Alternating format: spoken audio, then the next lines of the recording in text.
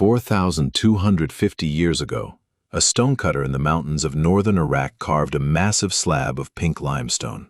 On it, a king climbing a mountain, stepping over the bodies of his defeated enemies. Above his head, not a crown, horns. The exact symbol reserved, in that entire civilization, for one thing only: gods. No king before him had ever worn them. His name was Naram-Sin, and he wasn't claiming to be chosen by a god, or blessed by one, or favored by one. He was claiming to be one, the first human being in recorded history to officially declare himself divine, while he was still alive to enjoy it. Before you say, "Kings have always thought they were gods," let me stop you. For centuries before Naram-Sin, Mesopotamian rulers were extremely careful about this line. They called themselves beloved of the gods, shepherd of Enlil, chosen by Shamash. Powerful, yes. Semi-sacred, yes. But human. So the real question isn't, did an ancient king think highly of himself? Plenty did. The real question is, what made one man cross a line no ruler before him had dared to cross, and what happened to him because of it?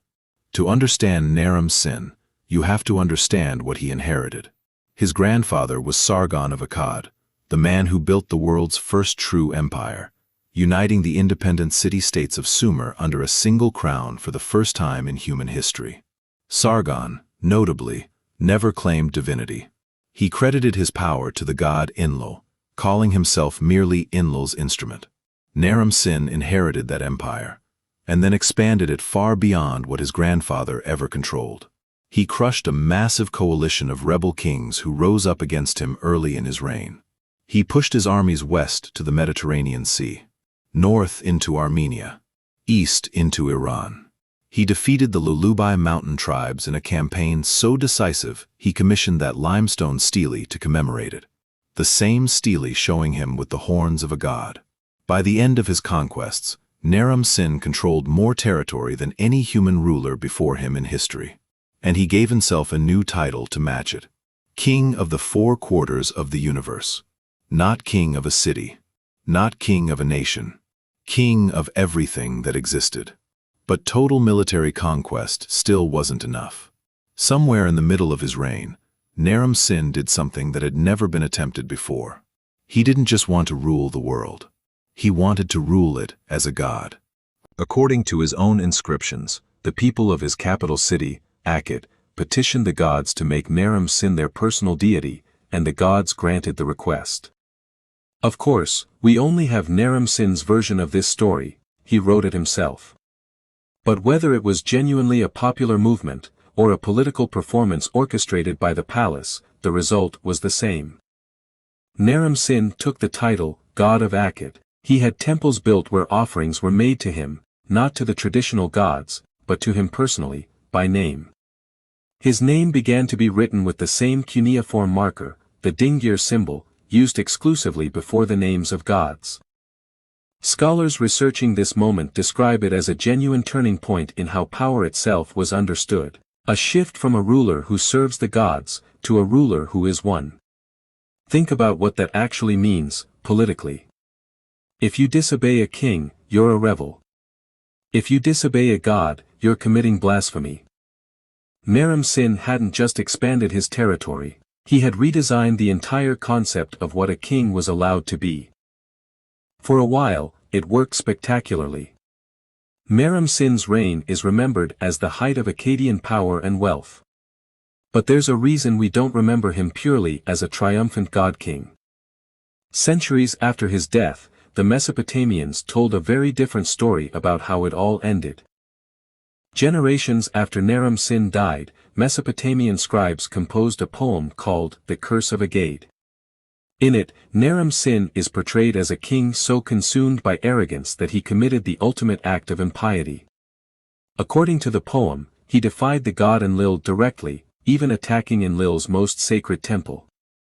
As punishment, the poem claims, Enlil unleashed the barbarian Gutian people upon the empire, and the once great city of Akkad was destroyed so completely that its exact location has never been definitively found by archaeologists to this day.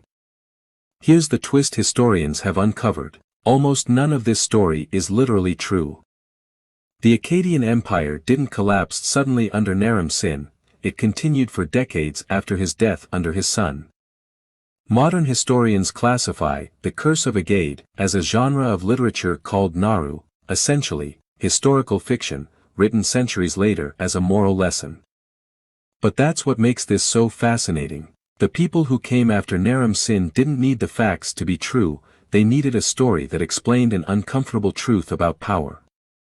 That declaring yourself a god is the kind of arrogance the universe eventually punishes. Whether or not Naram-Sin was ever actually cursed, the story of his curse became one of the most repeated cautionary tales in ancient Mesopotamian culture, copied and recopied by scribes for over 1,000 years after his death. So here's the real question. If self-deification was this risky, if it turned a legendary conqueror into a cautionary myth, why did other rulers keep doing it for thousands of years afterward? Naram-Sin wasn't the last. He was just the first. In Egypt, centuries later, the pharaoh Akhenaten took self-deification even further, declaring himself the earthly embodiment of a single sun god, Aten, and even altering his own official portraits to appear physically otherworldly, with an elongated skull and androgynous features, distinct from ordinary humans. Roman emperors, including Julius Caesar and later Augustus, were formally deified, some while still alive, receiving temples and worship as living gods across the empire. Modern historians studying this pattern point out something consistent across every one of these cases. Self-deification wasn't really about personal belief, it was a political technology.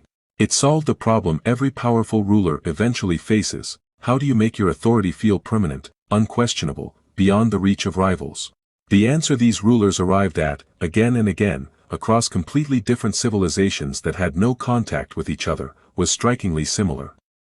Make yourself untouchable by making yourself divine.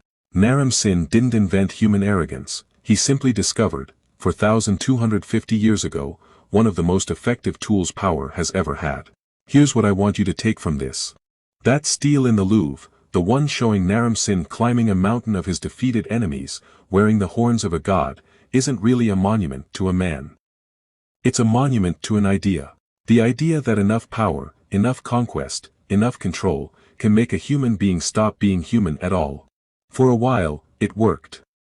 Naram-Sin ruled as a living god, unquestioned, untouchable. But centuries later, his own people needed a different story. Not one about a god who ruled forever. One about a man who forgot he wasn't one. Every civilization that followed him would eventually ask the same question, in their own way. How much power is too much for one person to hold? We're still asking it today.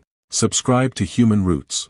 Comment below, do you think absolute power always leads to this kind of downfall, or did Naram-Sin just get unlucky with how history remembered him? See you next time.